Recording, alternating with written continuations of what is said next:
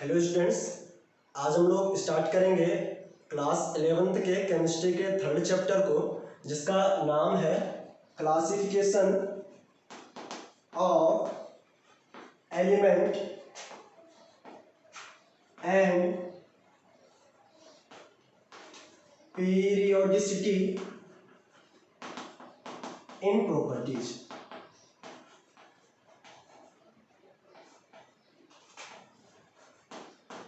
तो आप लोगों को पता है, सबसे पहले हम लोग चैप्टर का मीनिंग समझते हैं। इसका मतलब क्या हुआ, एलिमेंट को हम लोगों ने क्लासिफाई करना है और एलिमेंट को क्लासिफाई करने की आवश्यकता क्यों पड़ी इसके बारे में हम लोग पढ़ेंगे। और जो प्रॉपर्टीज होती है उनमें पीरियोडिसिटी का मतलब क्या होता है। तो सबसे पहला जो हमारे पास दिमाग में बात आती है कि एलिमेंट को क्लासिफाई करने की जरूरत क्यों पड़ी, क्या आवश्यकता थी कि एलिमेंट को हमें क्लासिफाई करना पड़ा। एज वी नो दैट, जैसा कि हम सभी लोगों को पता है कि एलिमेंट जो होता है वो जितने भी टाइप के मैटर्स होते हैं वो मैटर्स एलिमेंट के क्या होते हैं, बने हुए होते हैं। 18th सेंचुरी की अगर हम बात करें, 1800 के करीब हमारे पास 32 एलिमेंट्स नोन थे।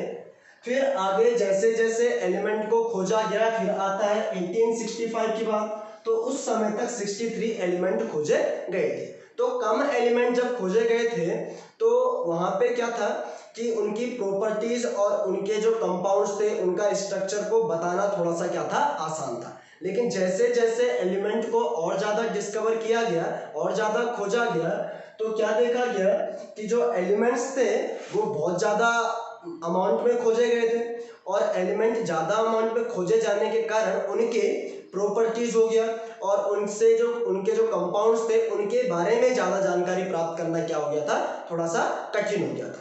Is that clear. तो इन सब के बारे में सोचने के लिए कुछ कई साइंटिस्ट आए और उन्होंने कहा कि हमें एलिमेंट को रखने के लिए एक टेबल का फॉर्मेशन करना चाहिए, जिसको उन्होंने क्या कहा, पीरियोडिक टेबल।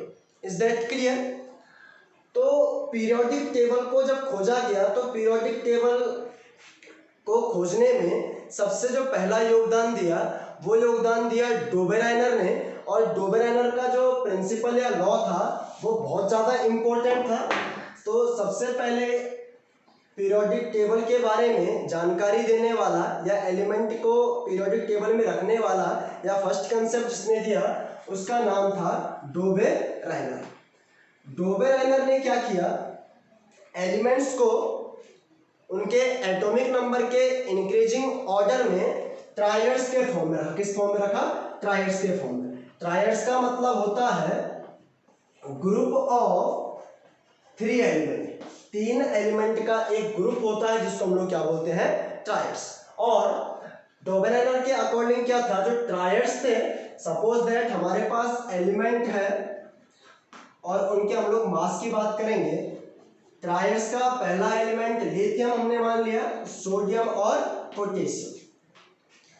इन 3 एलिमेंट्स का एक ग्रुप बनाया और उसने ये कहा जो पहले और तीसरे एलिमेंट के एटम का जो मास है उसका अगर हम एवरेज देखें तो बीच वाले एलिमेंट के क्या आएगा, बराबर आएगा।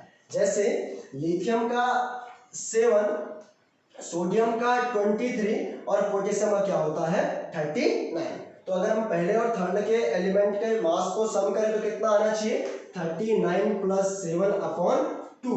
तो ये हो जाएगा आपका कितना, 46/2 यानी कि 23, जो किसके इक्वल टू था, बीच वाले एलिमेंट के इक्वल। इसी प्रकार से उसने और ट्राइड्स भी दिए, जैसे कैल्शियम, बेरियम और स्ट्रोंशियम का दिया, लेकिन वो बाद में सक्सेस नहीं हो पाया क्योंकि कहा गया कि ये सिर्फ क्या था, एक कोइंसिडेंस। तो अब ये जब लॉ फेल हुआ तो उसके बाद हमारे पास एक नए साइंटिस्ट आते हैं जिसका नाम था न्यूलैंड्स। जिसका नाम क्या था, न्यूलैंड्स। और न्यूलैंड्स ने भी एक थ्योरी दी एलिमेंट को बताने के लिए, पीरियोडिक टेबल के बारे में जानकारी देने के लिए।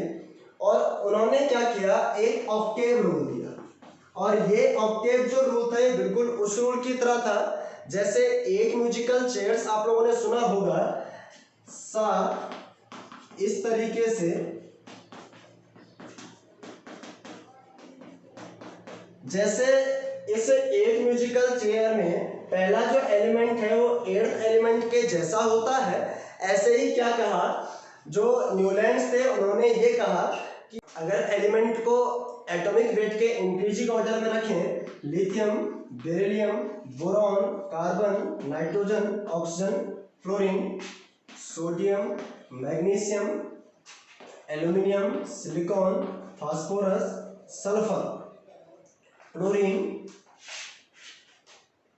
पोटेशियम और लास्ट का था आपका कैल्शियम। ये एलिमेंट को एटॉमिक वेट के इंक्रीजिंग ऑर्डर में रखा गया और उसने ये कहा कि जो पहला एलिमेंट है वो 8th एलिमेंट के बराबर होगा प्रॉपर्टीज में। तो लिथियम, सोडियम और पोटेशियम तीनों की प्रॉपर्टीज क्या थी, सेम। सिमिलरली अगर हम बेरिलियम की बात करें तो बेरिलियम की प्रॉपर्टीज मैग्नीशियम और कैल्शियम के बराबर होगी। और ये जो रूल या जो लॉ था ये केवल कैल्शियम तक ही क्या किया गया, इसको प्रूव किया गया, कैल्शियम तक ही इसको एक्सप्लेन किया गया और इसके बाद इसको एक्सप्लेन वो नहीं कर पाया, इसलिए न्यूलैंड का ऑक्टेव रूल भी क्या हो गया, फेल। Is that clear?